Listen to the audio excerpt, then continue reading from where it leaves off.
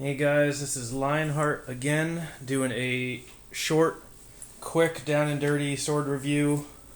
This one's going to be for the Swordier Floral themed longsword. Swordier is a fairly new company. It's a China-based company, but they're putting out some pretty solid budget range swords. I got this particular one from Alientude, who I'm sure most people that are watching this know his reviews. He does very in-depth, solid reviews. I definitely wanted to do this one as well, just to have another quick down and dirty review out there for it and their stuff, especially since it's so new.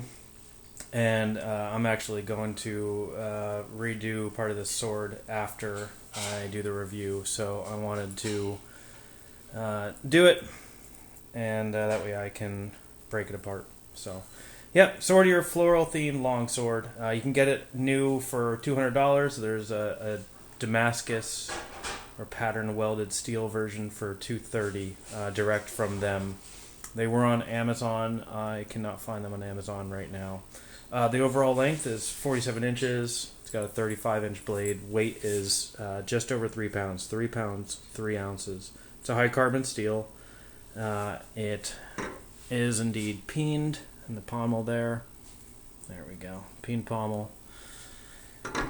Edge. It's very sharp. Super, super sharp it came. Especially for a low budget company. As sharp as an Albion, something like that. Maybe not quite, but it's darn sharp.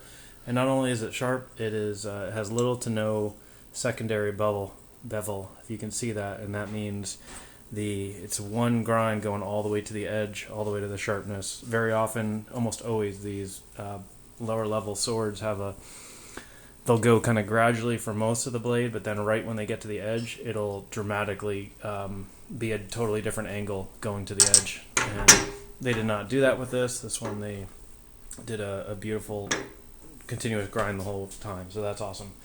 Let's see, the grip material, it is definitely rubber. So I know Alientude was looking at it and trying to figure what was going on with it. Yeah, it's definitely a rubber. It's definitely not leather. It's not even, I wouldn't even call it an imitation leather. It is a rubber, a rubber grip. There's no seam anywhere. Definitely rubber. I mean, I think it's a decent grip. It's probably going to be really slippery if it's wet. But for what it is, I guess it's fine. It's just surprising, though, because there's some other budget swords in similar price, maybe just more expensive, that have the leather grip.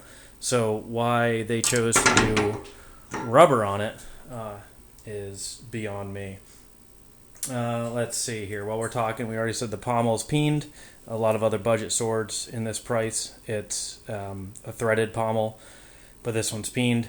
If you do have a threaded one, as long as it's done right, it's not necessarily the end of the world. It doesn't mean it's a rat tail tang. It can still be basically a full tang. It's just not peened. It's threaded into the pommel rather than peened. It can definitely be very strong. I did a review of a Ronin Katana Fantasy number 3. That's basically a ranger sword, and that one's a threaded pommel. But it's absolutely solid. I would trust that just as much as most peened swords, or most quality peened swords anyway. So not a problem that it's peened. Let's see here. Temper. It's got a solid temper. When we talk about temper, we mean if you bend the blade, how well does it bend back? And this one's quite stiff. If I bend it, I can't. I'm not even going to do it much on camera without slicing my fingers open here. It's a very stiff blade, but when you bend it, it returns perfectly. So really good temper on that. And the stiffness itself is a very stiff sword. I always put my stiffness on a scale from 1 to 10. 1 being just a floppy noodle. I definitely have some swords that are really low on the scale, and then 10 being basically a crowbar, little to no bend at all.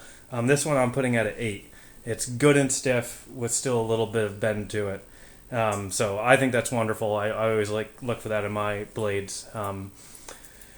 I consider them floppy blades if they're really low on that scale.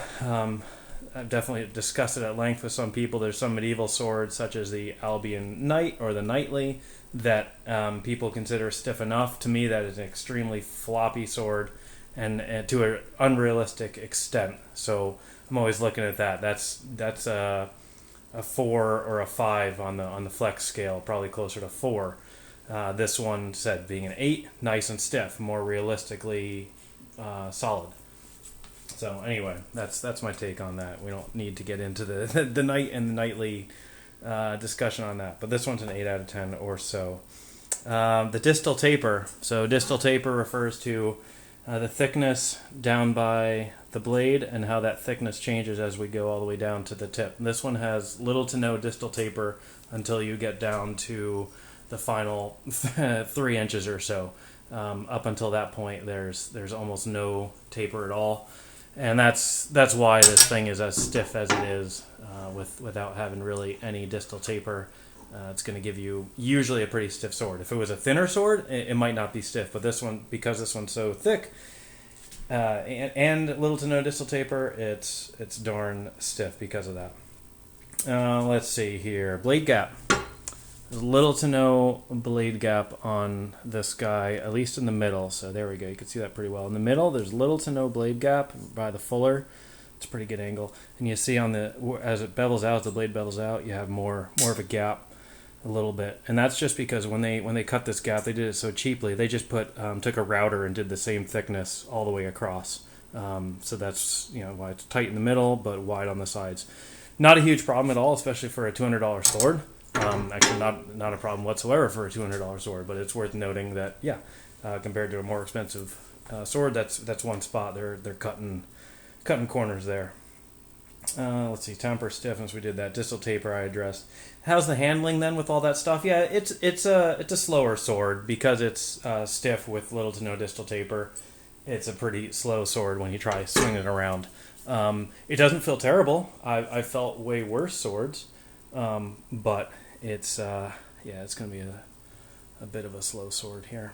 I'm going to show you this whole thing down. While I'm doing this, you can see the grind on it is quite even. Look at that. I cut myself when I was flexing the sword. The grind is quite even. It's little to no waviness in the blade. Let's see if I can do. Yeah, there you go. Barely any. So for an inexpensive sword to have a nice even grind, that's pretty great. Alright, let's see here. What other notes do I have? So, overall score, I'm going to give this thing a 7 out of 10. The good things about it, it's a great grind. Nice even grind the whole length there with a decent finish to it. Decent blade gap. It's touching in the center on both sides. It just flares out elsewhere because of how they cut that slot for it in the guard. The price is right, $200. That's hard to beat for a mostly functional sword, peened sword. That's pretty solid with a solid temper. Super sharp. Yep. Even cut myself just doing that flex test a little bit. It is nasty sharp. It comes with a scabbard, so you can see the scabbard there.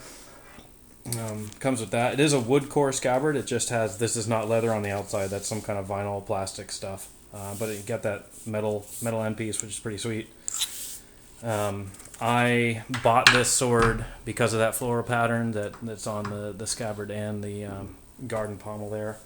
So that can be a good and bad thing. That's my next point.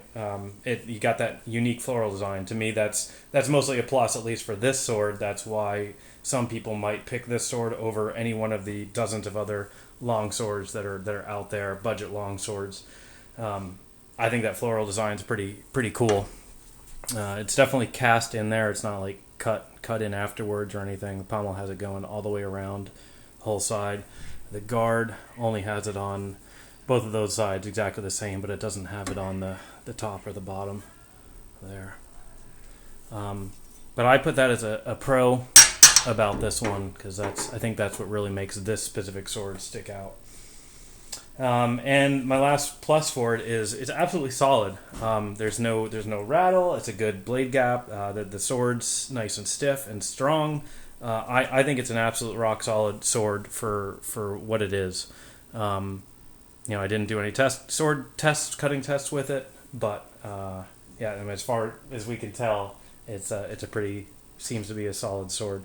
What I took points away for is the fake leather all around, both rubber on the handle and some kind of like plasticky vinyl covering the scabbard. That's not ideal. But again, $200 sword. Definitely too heavy is another point. Said because of that lack of distal taper going down the blade, the whole thing is probably half a pound heavier than it should be. I think if they put distal taper on it, at least some distal taper, it would be a lot lighter and handle much better. And then the last point was for that guard slot being so the same all the way through. Not custom tapered to this blade. They just took a router, cut the slot, and it's done. So 3 points for those things. No taper, the cheap rubber, and the blade slot. Otherwise, it's fantastic. So the end-all point then, is it worth it? Is it worth $200 or $230 for the Damascus version? I think it's worth every bit of that $200. So yeah, I said not available on Amazon anymore that I could find, but got it direct from them. And yeah, I think if you're attracted to this floral pattern, I think that this would be a great sword for you to have.